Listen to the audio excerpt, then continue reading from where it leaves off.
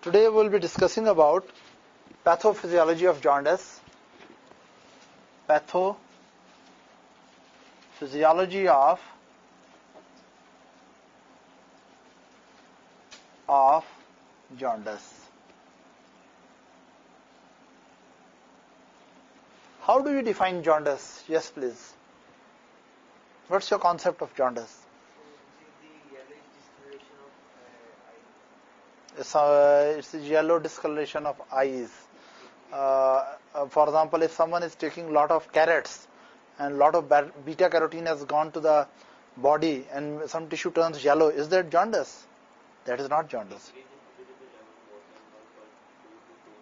Just increase in bilirubin level is not jaundice, because sometimes bilirubin level goes slightly above the normal level and we say there is hyperbilirubinemia, but if it does not impart the yellow color in skin or mucous membrane or interstitial fluid or sclera, we don't call that jaundice.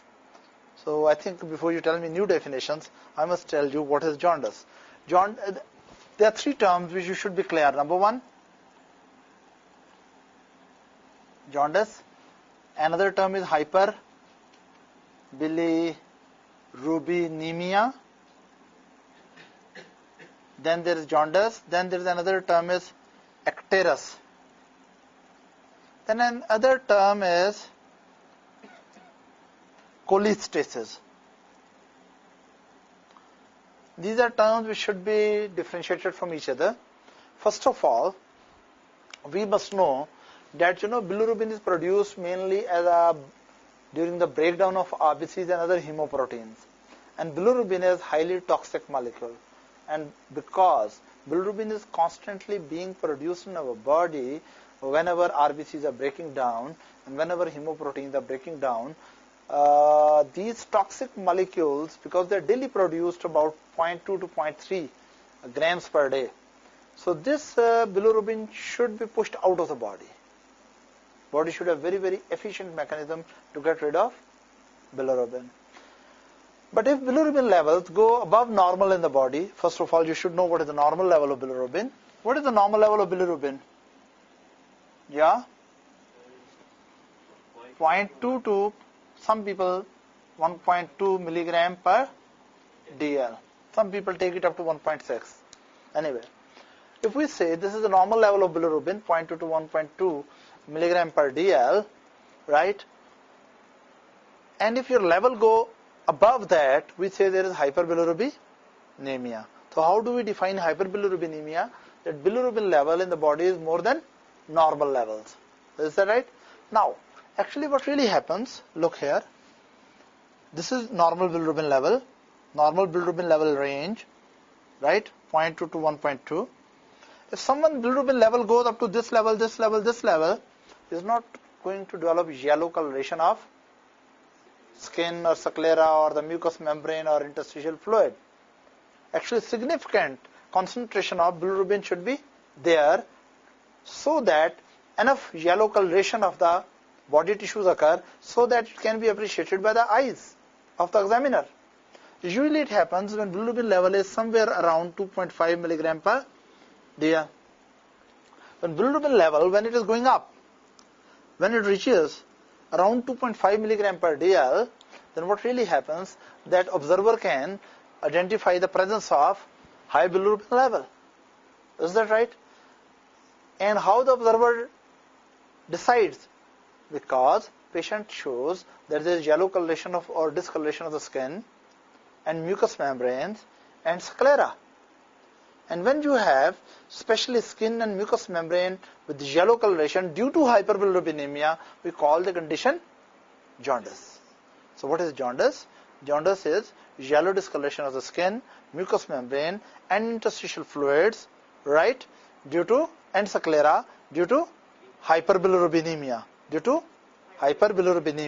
Right? It means every hyperbilirubinemia is not jaundice. Very mild hyperbilirubinemia is not jaundice, right? Hyperbilirubinemia should be up to a level that observing people are able to, you can say, appreciate the yellow coloration of the skin or the mucous membrane or the sclera or the interstitial fluid, then we say jaundice is there. Is that right? Another important thing is, what is icterus? Icterus is the term which is used when, especially due to hyperbilirubinemia, sclera turns yellow.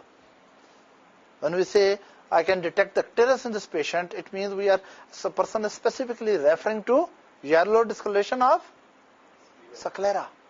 Is that right? Again, what is icterus? Icterus is yellow coloration of sclera due to hyperbilirubinemia. Remember that sclera shows the yellow coloration very easily as compared to the rest of the body tissues. The reason being, number one, sclera is white, so faint yellow color can be appreciated. Secondly, if a scleral certain connective tissue molecules, they love to bind the bilirubin. Due to these two reasons, what really happens that icterus is usually appreciable before the full-blown jaundice develops all over the body. If you are really watching your patient, you can say examining your patient serially, right? Again, I will repeat. What is hyperbilirubinemia? When your bilirubin level is more than normal. What is jaundice? When hyperbilirubinemia leads to yellow coloration of skin, mucous membrane, sclera, and interstitial fluids. Right? What is icterus? When we are specifically referring to yellow coloration of sclera due to hyperbilirubinemia. Due to hyperbilirubinemia. Because if there is yellow coloration of body tissue due to some other reason, that should not be considered jaundice. Then another thing which is there is what is cholestasis. Yes. Have you heard of this term? Cholestasis? What is cholestasis? Yes, please. Dr. Kashif, what is cholestasis? When bile flow stops. Right, he is very right. Actually, what he is talking about, that there is impaired bile outflow. Right? He is right. Under these circumstances, not only bilirubin spills over into blood, but other content of bile may also spill into blood. You know, bile has many contents, but three most important contents of the bile you should never forget. And what are those? Three most important contents of the bile is bilirubin, the bile acids or salt,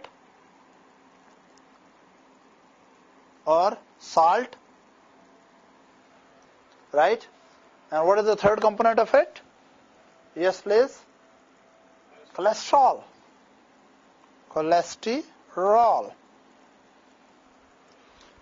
Right? Now, when we say this hyperbilirubinemia, it means we are specifically talking about increased concentration of bilirubin. We are not commenting on level of cholesterol or level of bile acids or bile salt. But sometimes it happens that bile outflow from hepatocytes or from the bile ducts stops. Right? And all these substances regurgitate into blood. So, if someone has raised level of bilirubin, along with that bile salts and acids, and along with that cholesterol, all of these substances are raised into blood, then we say person is suffering with cholestasis.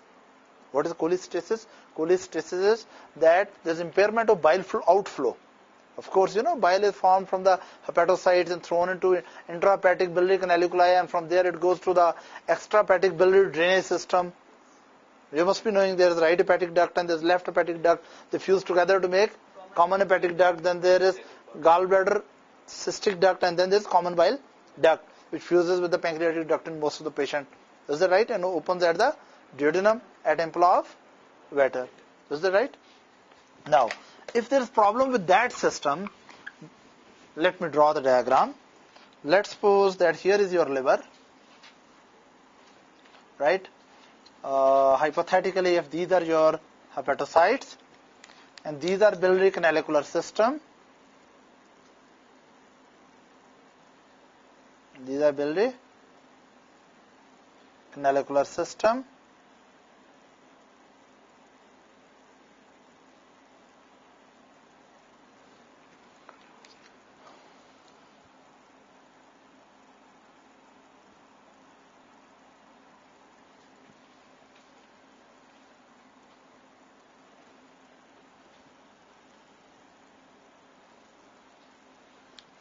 Of course, you must be knowing that here is your gas pancreas. Now, what really we see there?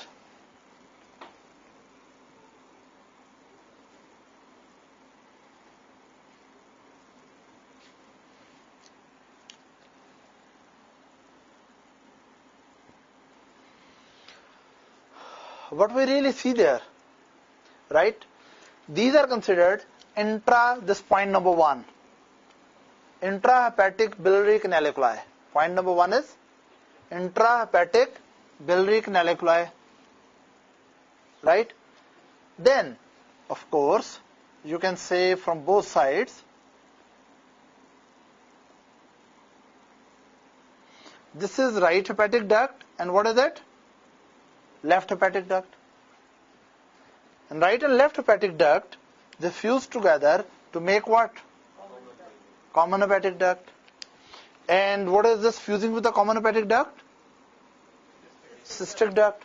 And then common hepatic duct and cystic duct, when they fuse together, they make, what is this? Common bile duct. And common bile duct fuses with which other duct? Pancreatic duct. So, pancreatic juices and bile both can come out from this particular orifice. What is this? Ample of Vater, and surrounded by sphincter of Oddi. This is called bile outflow system, right? If there is obstruction with this bile outflow system at any level, then whatever bile was draining through this to the GIT, their drainage will be impaired, and this bile will be regurgitated into circulation. And when this bile will be regurgitated into circulation, what really happens? We say not only bilirubin will go to circulation, but along with bilirubin, bile acids will go to circulation, even cholesterol will also go to circulation, right? And we call this condition cholestasis. Is that right? But sometimes what happens, problem is, let's suppose at this level, that bilirubin cannot be conjugated, and unconjugated bilirubin go high in the blood. Under these circumstances, bile acids are drained well, right? And cholesterol is drained well. So only unconjugated bilirubin goes high in the blood.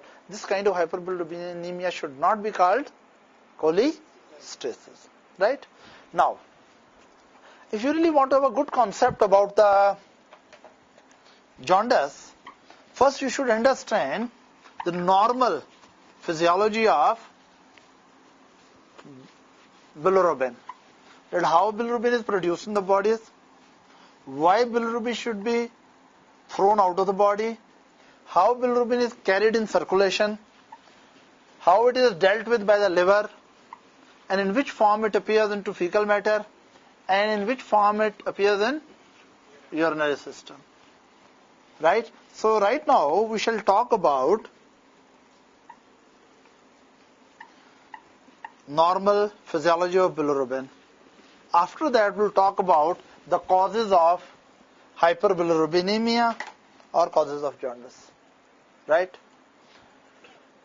Let's suppose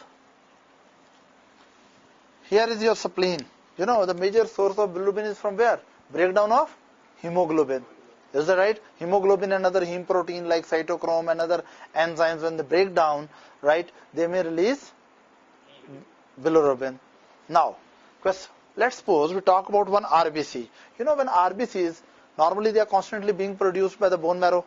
They are going to circulation. Then when they become, you can say, around 120 days old, right, they lose their plasticity and they get stuck into some narrow spaces in circulation like cords of Billroth in spleen. In the spleen there are some very narrow and tortuous points in which RBCs which are old, right, and which are not pliable RBCs, because fresh RBC is smart and pliable like fresh people, you know, like adolescents. But as you become old, you develop osteoarthritis and you also develop some degree of stiffness in your body and your mind even sometimes, unfortunately. Same is true about RBC. When RBCs, you know, RBC doesn't have a nucleus. Because RBC doesn't have a nucleus, so what really happens with RBC, when time passes by, RBC's proteins undergo denaturation. But because it doesn't have a nucleus, can it resynthesize new proteins?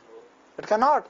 It has kicked out its genetic machinery. So when its proteins become, you can say, denatured with the time and less functional with the time, then capability of RBCs to be pliable and twist and turn through the narrow capillaries is lost. That is the time for RBCs to get lost. That RBCs will get stuck into some narrow points. Most commonly in the spleen there are some very narrow circulatory points which are really test points for RBCs. We call them cords of Billroth. When a fresh RBCs passes through that will twist and turn and move out. Right? But if an old RBC comes, it will get stuck over there. And when RBC will get stuck into those narrow points in spleen or in some other points in bone marrow or in liver, then what really happens that neighboring macrophages come into action and they eat up the RBCs. Because if RBCs go and stuck into spleen, do you think they should remain stuck there forever? Answer is no. So when RBCs get stuck over there, it activates the neighboring macrophages.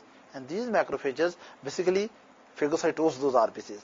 It means that RBCs break down within the circulation or within the macrophages.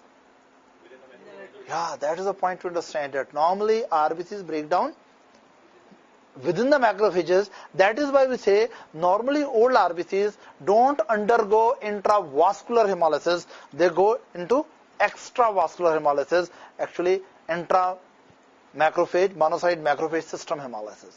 Is that right? Now we'll talk about, let's suppose here is your spleen. Okay. In the spleen we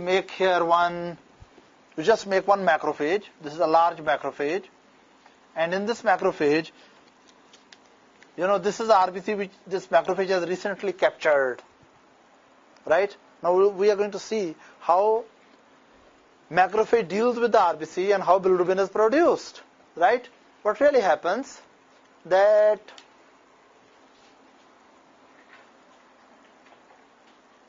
talking about that when a macrophage captures an RBC, what really happens with the RBC and its components, right?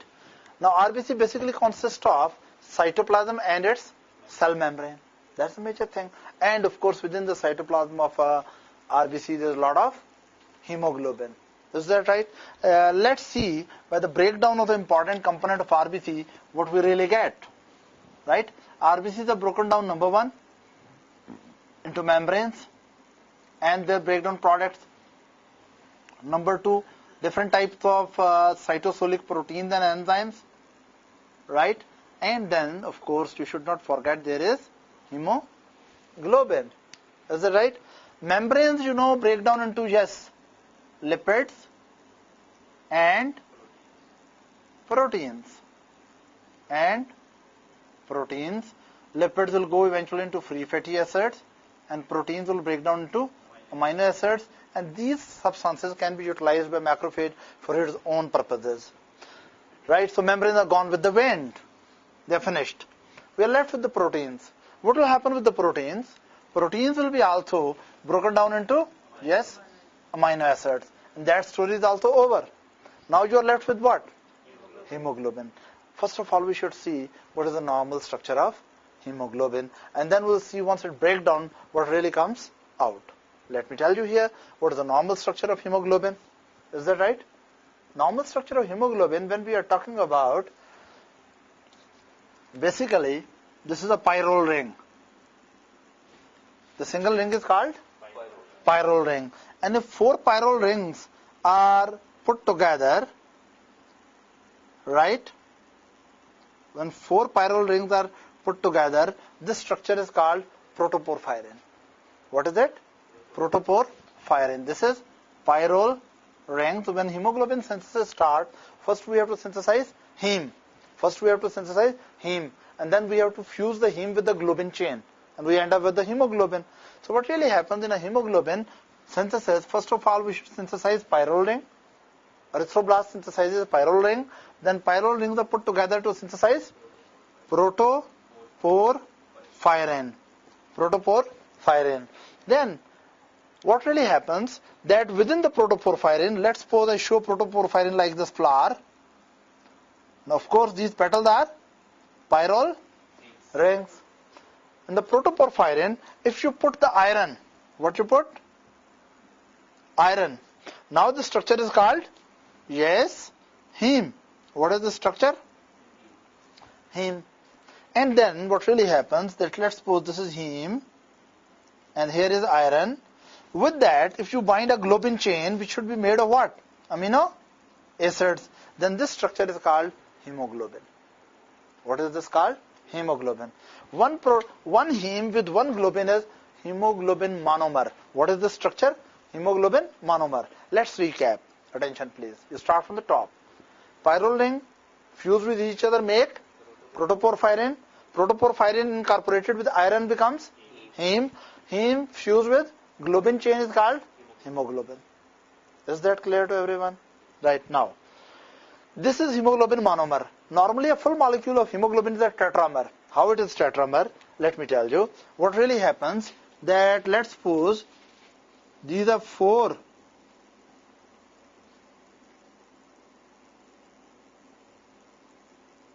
what is this?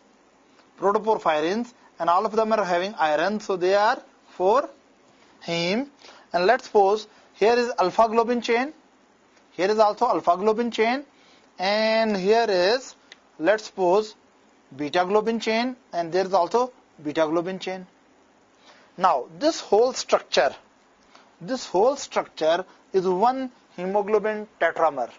One hemoglobin tetramer. You must be knowing such kind of hemoglobin is called hemoglobin A, which is having 2 alpha chains plus 2 beta chains.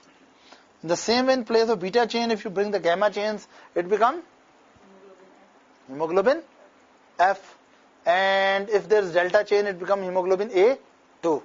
Right? So anyway, now you know what is the basic structure of hemoglobin. Let's suppose we make a hemoglobin here. Right? Now, of course, this hemoglobin should be what? It should be having iron, and it should be having, what is this structure? Protoporphyrin. And with the protoporphyrin, normally it should have, what is this? Iron. So what is it? Heme. With the heme, if this is the globin chain, then what is this? Hemoglobin. Now what really happens? First of all, enzymes break down, what is this? Globin chain. When a globin chain will break down, it will also become the part of amino acid pool.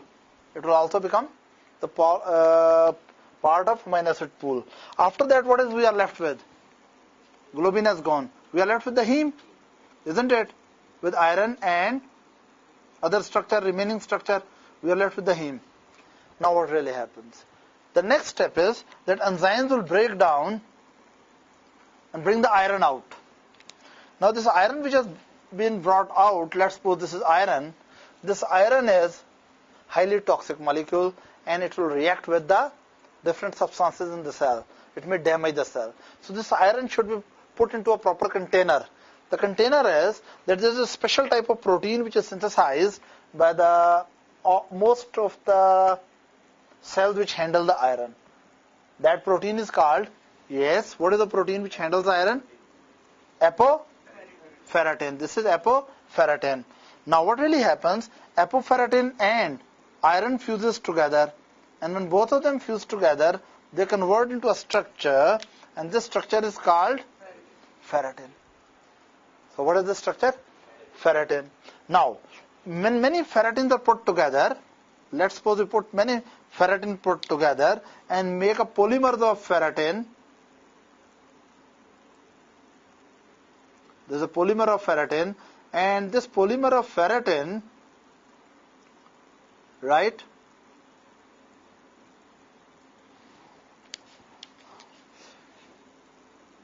this is called, yes please, very good, excellent, this is called hemosiderin.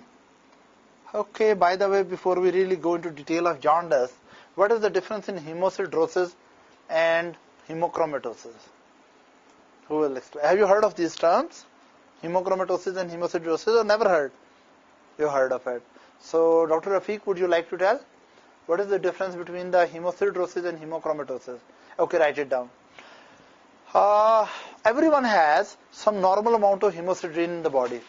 Iron is basically kept into storage form, and the storage form of iron in our body is mainly hemosiderin.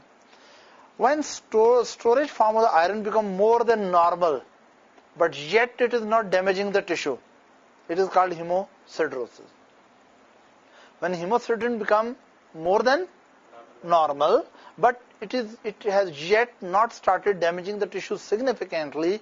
This is called hemocytosis. But if hemocytosis level further become high and start damaging the tissue, then we call the condition hemochromatosis. So what is hemochromatosis? Hemochromatosis is a condition in which hemocytosis level is so high in the body that tissues are being damaged. For example, liver will be damaged in hemochromatosis, pancreas will be damaged in hemochromatosis, your spleen will be enlarged, or maybe your heart, that may be damaged by hemochromatosis. That may produce some, right? Then the hemochromatosis may damage interior pituitary. This may damage many tissues in the body. So what I'm talking about, that hemochromatosis means simply high level of iron storage form, but yet not has started damaging the tissues. But if it has started damaging the tissues, then it should be called hemochromatosis. Now let's come back. We have solved the problem of the membranes. We have solved the problem of cytosolic proteins.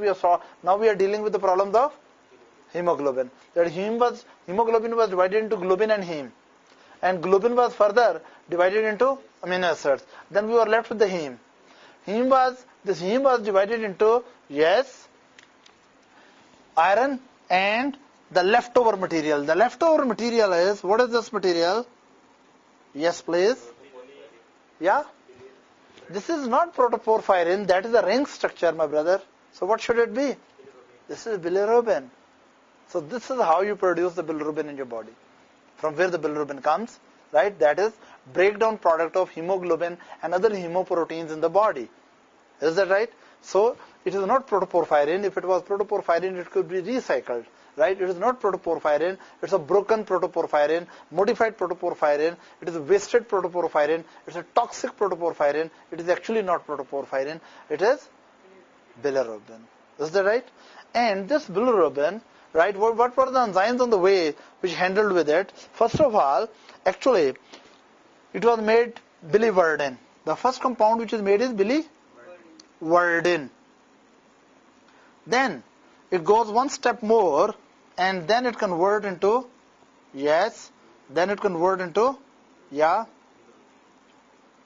bilirubin. Now, the enzymes which are involved in this game, number one, heme is, first of all, converted, heme, it was here, converted into this form, biliverdin. The enzyme which is involved here is, which enzyme is here? What is the name of this enzyme?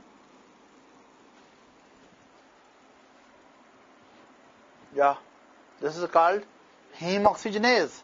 What is the name of this enzyme? Heme oxygenase. So what is heme oxygenase? This basically break down the heme into biliverdin and iron. Iron is later on incorporated with apoferritin, becomes ferritin, and ferritin converted into hemocytin. Is that right? Then what is there? Biliverdin. Biliverdin is acted upon by one more enzyme. This is acted upon by one more enzyme. And what is the name of this enzyme? What is the name of this enzyme? Mr. Abid must tell. Right, but it's not that simple, my friend. This is called biliverdin reductase. What is the name of this enzyme? The name of this enzyme is biliverdin reductase. Biliverdin reductase. Right? And now, it is a reduced form. When biliverdin is reduced, it becomes bilirubin. Now, this bilirubin will come out of, from where it will come out? Macrophages. Wherever they are. Wherever macrophages, they may be in the spleen most abundantly, or they may be present in the liver, or they may be present in the, you can say, bone marrow. So what really happens, that macrophages take up the RBCs and they release the bilirubin. Now you are clear that if somewhere it is written that macrophages take up the RBCs and release the bilirubin, you know what are the steps and what is really happening within the macrophages. Now we have to deal, this bilirubin is a highly toxic molecule. It's a dangerous molecule. It is constantly being produced in our body, and our body must get rid of it. So we'll talk about how we really get rid of this molecule. I told you that daily we produce how much bilirubin? 0.2 to 0.3 grams per day. How much bilirubin is daily produced? 0.2 to 0.3 grams per day. So somehow body should get rid of it, and during the process of getting rid of this substance, body should have some special precautions not to injure itself. Let's see that matter. So how body deals with it. We're going to talk about physiology of bilirubin first, and then we'll talk about pathology, right? And related therapeutic aspects and investigations. So we were talking about that, let's suppose here is spleen and this is a macrophage, and this macrophage has taken up one RBC. It's going to degrade the components of RBCs into simpler compounds. As we know that membranes of the RBCs will degrade into protein and lipids, and proteins will eventually degrade into amino acids. Lipids will break down to free fatty acids and other simple lipids, and proteins which are from other enzymes. You know, RBCs are a lot of enzymes. Do you know any enzyme in RBC? Yeah. Any other enzyme you know? Pyruvate kinase, glucose 6-phosphate dehydrogenase. There are anemias related with these two enzymes. When there is deficiency of pyruvate kinase or glucose 6-phosphate dehydrogenase deficiency, patient may become anemic. Is that right? These are the minimum two enzymes you are supposed to know about RBCs. And of course, then there are other structural proteins like ankyrin and spectrin, which are specially stabilizing the membrane of the RBCs. Anyway, all these enzymic proteins and structural proteins, they will break down into simple amino acids, right? Then what really happens, we are left with the hemoglobin. Hemoglobin will be broken into heme and globin, and again you know that globin will degrade into amino acids. Now we are left with heme. Out of heme, iron is extracted out, right? And iron is fused with apoferritin, and iron with apoferritin makes a monomer of ferritin, and multiple ferritin molecules fuse together to make a polymer which is called hemosiderin. Now we are left with the remaining component of heme, which has actually this structure, and this structure is called, yes please, this is called, initially it is converted into biliverdin, and eventually it is converted into, yes, bilirubin. And this bilirubin is pushed out into, yes, circulation. So this is a bilirubin which we have to deal with. Now this is very important bilirubin. What is the important point about it? This bilirubin, number one. First point which we have to talk about this bilirubin, that it's highly toxic molecule. And because this bilirubin is a highly toxic molecule, we have to get it out of the body, but in a safe manner. And once bilirubin is released from the mononuclear cell into circulation, we should trap it into circulation so that it does not leak back into other tissues. The first principle is that if mononuclear cells are releasing this bilirubin into circulation, we should trap this molecule into circulation so that it does not diffuse into many other tissues back to the body, because if this is held and trapped into circulation, then sooner or later it will pass by the liver, where liver will handle it. But what is the way to keep and trapped into circulation? Answer is, it's a small molecule. It has a tendency to leak out. So there are special bilirubin trapping proteins which are again synthesized by liver. Let's come, this is the liver. Here's the hepatocytes. I've drawn just two hepatocytes. This is biliary drainage system. You know, hepatocytes have one phase. It's a very simple functional diagram. If we talk about this hepatocyte, this face of the hepatocyte is towards the blood side, and this face of the hepatocyte is towards, biliary system, right? It means the hepatocytes have basically two important faces. Number one, some part of the membrane of the hepatocyte face to each other, and one part of the hepatocyte membrane should be facing towards the space of disc and sinusoidal phase, and this side of the face of the hepatocyte should be towards the, biliary canalicular phase. So it is just like that. There's a front road and there's a back road, right? So front road, what is moving here? Blood. In the back road, there's a drainage system, right? What is this drainage system? Yes, biliary system. Every hepatocyte has a front face, right? And it has a back face. In the front face, it is facing with the circulation.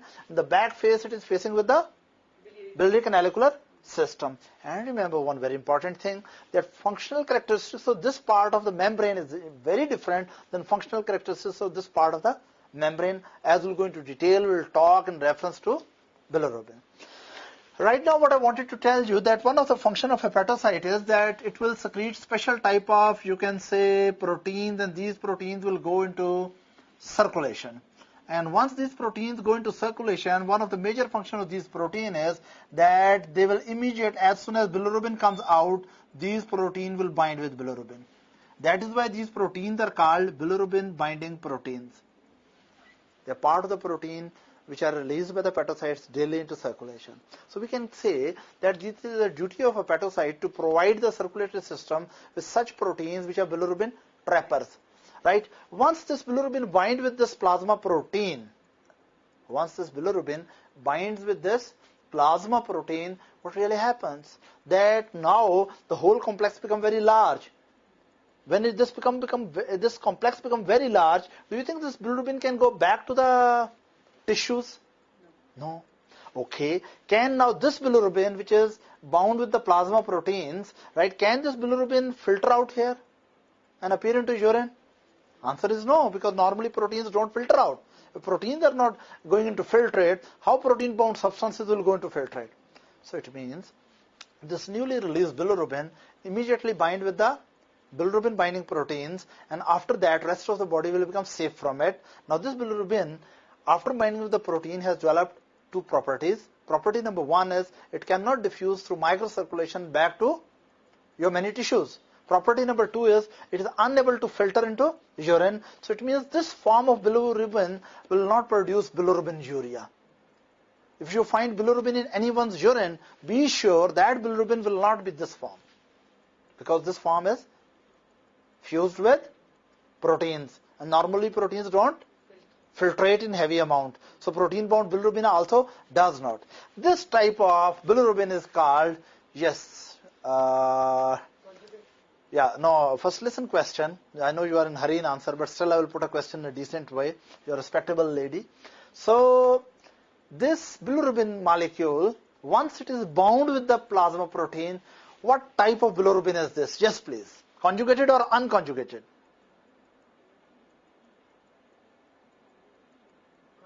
It is conjugated bilirubin according to Dr. Tanzila. What about Dr. Amtal? It is unconjugated. Okay, then these ladies have to fight with each other, it means. One lady is saying this is conjugated bilirubin. Other lady says it is unconjugated bilirubin. How would you prove your point? How you will prove she is wrong? It's yet to pass through the liver to become conjugated. Yes, she is right. Because bilirubin gets conjugated within the liver, within the hepatocyte, and it has not yet gone to hepatocytes. Listen. Conjugated bilirubin does not mean that bilirubin fused with anything is conjugated. The term of conjugated bilirubin is used when bilirubin binds with glucuronic acid. When bilirubin is fused with glucuronic acid, then we say bilirubin is conjugated. And plasma proteins are not glucuronic acids, right? So when plasma protein bind with this bilirubin, newly released bilirubin, it is yet not fused with glucuronic acid. So it must be considered unconjugated plasma protein bound bilirubin. Is that right? Here there is one very important technical point. So I think just to remind you for next, we will correct this. We should write it unconjugated, yes, bilirubin. Unconjugated bilirubin, right? So when bilirubin is released, it is unconjugated bilirubin. Initially it is free unconjugated bilirubin, then it is plasma protein bound unconjugated bilirubin. Here is a very important point. Especially in the gynae of ward, doctors are very concerned that if newborn produces excessive amount of unconjugated bilirubin, they say there is increased risk of leakage of unconjugated bilirubin to the central nervous system and may produce a problem called kernicterus. That is called kernicterus. What is kernicterus? If bilirubin goes into heavy amount in central nervous system, of course not only it will morphologically impart a yellow color to the cerebral cortex and the basal ganglia, but actually it will damage them as well. It's a toxic to the central nervous system neurons, and that may lead to mental, if baby really survives, right? Then baby may develop clinical features related with mental retardation. Along with that, when damage is to the basal ganglia, there may be motor dysfunctions as well. My question is this, that if unconjugated bilirubin is bound with the plasma protein, can plasma protein bound unconjugated bilirubin leak into central nervous system? What about blood-brain barrier? It would not leak. It should not, Yeah. but it will. I will talk about how. First of all, look, plasma brain, in the brain, the circulatory system, right, it is very tight in a way that in central nervous system, the capillaries which are passing through the central nervous system, their endothelial cells are stitched to each other very tightly, plus the astrocytes on the outside, and there's something called blood-brain barrier. Well, it is not really a truly physical barrier. Blood-brain barrier means everything which is present in the blood is not going to spill into interstitial microenvironment of central nervous system, in which neurons work up, right?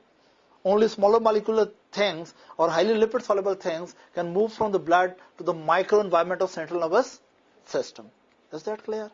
Now, our question goes back that why in newborn, if unconjugated bilirubin level is pathologically high, then there is a great risk that unconjugated bilirubin will go to the central nervous system. How would you answer to this question? The blood-brain barrier is not that developed. Okay, number one reason is that in the newborn, blood-brain barrier is not so well developed. And number two reason is more important. What is that? That as unconjugated bilirubin level goes high in the blood, there's a shortage of these proteins. And as unconjugated bilirubin level goes high and high, all the trappers of unconjugated bilirubin will become saturated, especially in the newborn, which has a limited supply of bilirubin binding proteins. So what really happens? That the fraction of unconjugated bilirubin, which is not bound to plasma protein, progressively increases, and that is which can flood into circulation, central nervous system microenvironment, and produce toxicity to the central nervous system. Okay, then what you will do for these kids? If there is a kid which is having very high, you can say, unconjugated bilirubin, and you are very much worried about that baby may not go into problems of kernicterus, what will you do about this baby? We could do an exchange blood transfusion. Okay, one way is exchange blood transfusion in a very advanced stage. Excellent. What else you can do? Phototherapy. Phototherapy. You will show the photo of mother or father to the baby. Yeah. What is phototherapy? What is phototherapy? You know phototherapy? Yeah, the light, there is special kind of light, blue ultraviolet light. Okay, there's special type of light. We expose the baby to that for a long time, and then what will happen? The baby's color look less yellow in that light, or there's some other reason? Some other reason. What is that? Bilirubin started passing out. Rapidly out of the body. Why? Because that particular light makes the unconjugated bilirubin into special photoisomers. Special photoisomer which do not need to be conjugated by liver and can pass out. Because newborn's liver is also, you can say, relatively immature and not well equipped with all the enzymes and the concentration to handle with the flood of the unconjugated bilirubin. Is that right? Am I clear? Okay, another thing they have recently started, there's another thing what they have started giving to the babies is 10-protoporphyrin. What is this 10-protoporphyrin? There's something coming in the 10. This 10-protoporphyrin. What is 10-protoporphyrin? They started as a therapy of the babies who have the risk of kernicterus. Yes. It is write it down please. It is synthetic metalloprotoporphyrin. It is synthetic metalloprotoporphyrin. It is 10-protoporphyrin. It is a synthetic metalloprotoporphyrin. It is a potent competitive inhibitor of heme oxygenase. It is a powerful inhibitor of heme oxygenase. And now look here. If there is a newborn baby and you have given him 10-protoporphyrin, and 10-protoporphyrin goes into macrophages and inhibits the heme oxygenases, then power of the heme oxygenases to produce biliverdin and eventually bilirubin has been reduced. So in this way, when we give 10-protoporphyrin to the newborn baby, we reduce the rate of production of unconjugated bilirubin. At the same time, we expose them to the special wavelength of the light, so that whatever unconjugated bilirubin is already produced, this should rapidly convert into such photoisomers which can be expelled out of the body very rapidly without depending on the conjugative process of the liver. Okay, let's go ahead. So we were talking about this is unconjugated bilirubin which is bound with the plasma protein. Normally it cannot enter into central nervous system, even it cannot go to many other tissues. It cannot filter into urine, and it is highly toxic but trapped. Highly toxic but trapped. Now what really happens? That I told you, these substances were produced by liver, and then they are going and binding this. Once this becomes fully loaded, once plasma protein, bilirubin binding pre-albumin and bilirubin binding albumin, they're fully loaded, they will take this bilirubin through the circulation. Of course, his hepatic artery and portal vein are still going to the liver, right? And from general circulation, these unconjugated bilirubin along with the plasma proteins through the hepatic artery or through the portal circulation, they will go to the liver. Hepatic artery blood and portal circulation, vein blood mix with each other in the hepatic sinusoids. So eventually this will be taken to the hepatic sinusoids. When these are passing by the hepatic sinusoid, this was what? Yes, unconjugated bilirubin. As along with the plasma protein, as they are passing by this, there is a very special type of molecule which is present over here, and it will love to bind. Yes, it will love to bind what?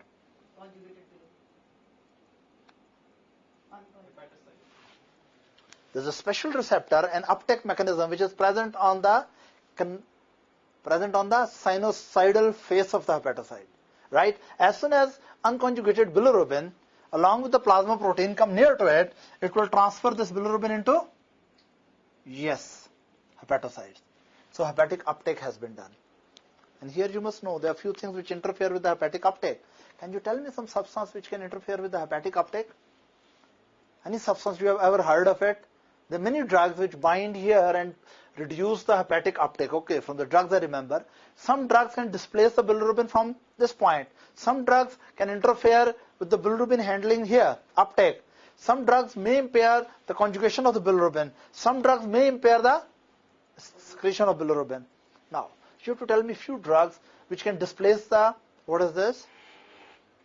You have to tell me few drugs which can displace the unconjugated bilirubin from plasma protein, and at least one drug which does not allow the uptake of it or interferes with the uptake. Yeah. Do you know any drug which will displace it because it's clinically important?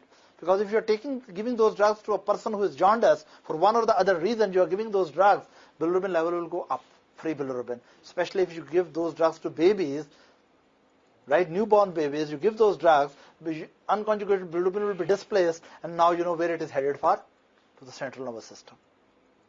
Is that right? Do you know any drug like that? At least one drug which may be used for one or the other reason in the newborn even? Yeah. Why don't you tell me sulfonamides? Write it down, please. These are the displacers of unconjugated bilirubin from plasma proteins. Displacers of unconjugated bilirubin from the plasma proteins. The drug which displace bilirubin from this side, especially in the newborn, they increase the risk of kernicterus. Good doctors should know the name of those drugs. Sulfonamides, in newborns sometimes there are infections and we have a tendency to use sulfonamides. Be careful. Sulfonamides in the newborn, especially we use for which purpose? For which purpose we use sulfonamides? Please tell me. Meningitis. Have you heard of it? Neonatal meningitis. Then penicillin derivatives. Sometimes if you are giving some babies heavy amount of penicillins for some other reason, but derivatives of penicillin may displace the unconjugated bilirubin from the plasma protein and produce trouble to the person. Then of course, not in babies but in adult people, even furosemide and radiographic contrast material can also displace the bilirubin from the bilirubin binding proteins. Anyway, once bilirubin has been in the bound form, has been taken to the liver circulation, and from the sinusoidal side, it will go to space of Disc, and from there it should be taken up into hepatocyte. There's some drugs which interfere at this point. At least one drug you must tell me. Because these drugs will produce unconjugated hyperbilirubinemia. The classical drug here is, I will give you an idea. That drug is usually used in anti-tuberculous therapy. Then another thing I will tell you about that drug. Yes, that produces your all secretions orange color. Even ladies' lens will become orange color. Rifampicin. You remember it from ladies' lens, isn't it? Red secretion. Yeah, all the secretions will become pink, not truly red. Right? Patient will sweat pink. He will have the truly pinkish, bloody type of what these? Tears. Even saliva will become pink. And even after taking rifampicin, your lens, which lens? Artificial lens, right? They may become permanently stained pink color, right? So that also rifampicin loves to bind here, and it reduces the uptake of bilirubin sometimes in some patients. Clear? Anyway, let's go ahead. Once bilirubin has gone in, this is conjugated or unconjugated bilirubin? Unconjugated. It is unconjugated bilirubin. It has come in. It will enter into endoplasmic reticulum. It will enter into a endoplasmic reticulum. It will enter into endoplasmic reticulum, and within the endoplasmic reticulum there is a very important enzyme, and name of this enzyme is, yes, what is the name of this enzyme? Glucuronide transferase. Now I want to highlight one thing. Look, to get this bilirubin out of the body, we have to make it more polar. We have to make it more polar. We have to make it more charged, so that it becomes water soluble and it is no more lipid soluble. Now, when you want to make a substance more polar or less lipid soluble or more water soluble, one way to do so is that make the substance more charged, right? And one way to make a substance more charged is that you take the substance to the liver, hepatocytes, and hepatocytes produce highly charged molecule. For example, hepatocyte convert glucose into gluconic acid and into glucaric acid, and that into glucuronic acid. What hepatocytes are doing? Hepatocytes are able to convert glucose into glucuronic acid. Glucuronic acid is a highly polar compound, right? Then hepatocytes, once they synthesize the glucuronic acid, they are having a special enzyme which is called UDP, glucuronide transferase, right? You just call it GT. GT is glucuronide transferase. So this is our enzyme which should be called glucuronide transferase. Is that right? Now this glucuronide transferase, this enzyme is normally abundantly present in the liver, especially in the endoplasmic reticulum, and its duty is that it will fuse the glucuronic acid with unconjugated bilirubin, and now bilirubin become conjugated with glucuronic acid. Now bilirubin should be called conjugated bilirubin. So this unconjugated bilirubin is now, what is happening to this? It is fused with, yeah, glucuronic acid. And after it is bound with the glucuronic acid, we call it, yes, conjugated bilirubin. This is now conjugated bilirubin. Now it is called conjugated bilirubin. Now, this conjugated bilirubin, okay, I'll make it black. Some people like the black things too much. This is now conjugated bilirubin, right? This conjugated bilirubin is it is conjugated with glucuronic acid, so this is highly what? Polar. Once it is polar, can it dissolve into lipid membrane of hepatocyte? No. So it means now conjugated bilirubin is trapped within the hepatocytes. Now it is trapped within the hepatocyte. If it is trapped within the hepatocyte, now it is up to the hepatocyte, attention please, that hepatocyte will throw it to the blood or to the biliary system. Now it is up to hepatocyte. Actually, hepatocytes have already planted, in the honor of this molecule, special type of transporters, yeah, on which side? These are active transporters, and these special transporting molecules which are present on the canalicular canalicular phase of hepatocyte, they are expressed over there. They're capable of catching the conjugated bilirubin from the hepatocytes and expel into where? Biliary canaliculus. So they are responsible, these pumps, they will throw it into biliary canalicular system, and this conjugated bilirubin has now gone into the system, as I showed you that this was the pump system, and this pump system is actively transporting the conjugated bilirubin from intrahepatic site to the biliary canalicular system.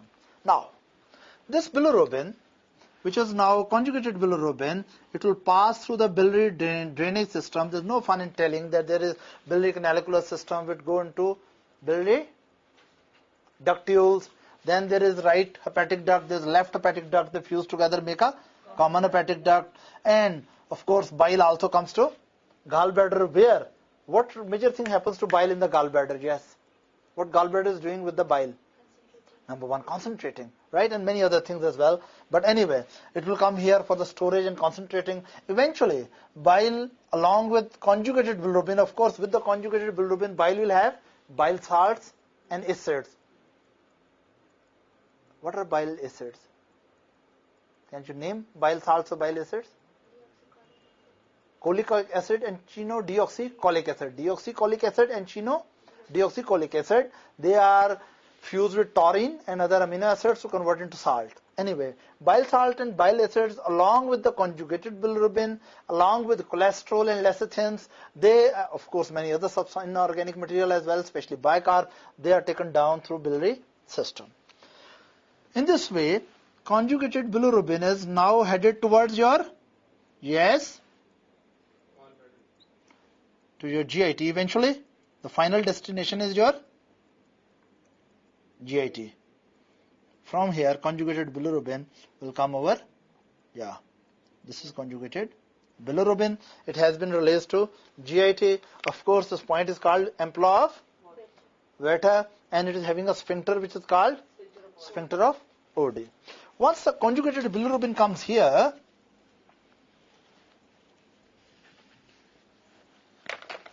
once the conjugated bilirubin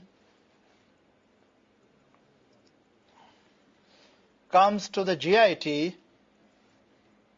now eventually what will happen to this conjugated bilirubin? It will undergo further modifications. There are a lot of enzymes which are present in GIT, plus a lot of microbes which are present in your GIT, right? And this conjugated bilirubin, as it is passing through GIT, it is acted upon by bacteria and enzymes, different bacteria and different enzymes, and they may convert this conjugated bilirubin into another compound which is called urobilinogen. What is it called? Urobilinogen. Now listen, you know, from GIT the portal blood is taking some absorbed material to the liver, right?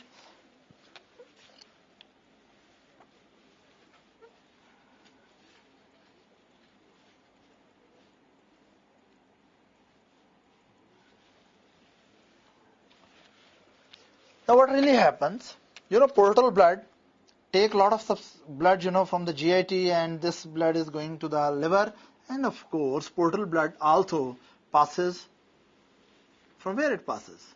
Portal blood is going to the liver and eventually drain into sinusoidal system and right? Now what really happens there?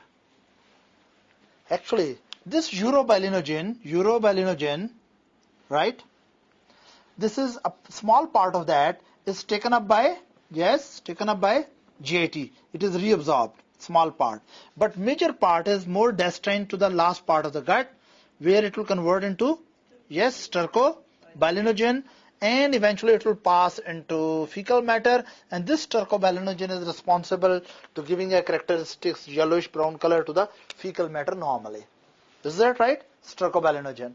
But the urobilinogen, which has been absorbed from here, right, it will pass through the portal circulation, and as portal circulation will be passing through the hepatocyte, part of urobilinogen may be taken up by against sinusoidal side of the hepatocytes and recycled from here. Right? But real problem is that a very small percentage of it may escape into, urobilinogen into circulation. This urobilinogen, it is a polar compound and it does not bind with the plasma protein. This is a charged compound. So this urobilinogen, urobilinogen, it's a polar compound but not bound with the plasma protein. Because it is not bound with the plasma protein, it will easily filter into urine. And because it is, what is it? It is polar, it cannot dissolve into nephrons epithelial cells, so it cannot come back.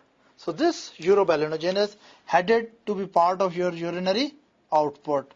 So in this way, every normal person should pass at least small amount of urobilinogen in urine.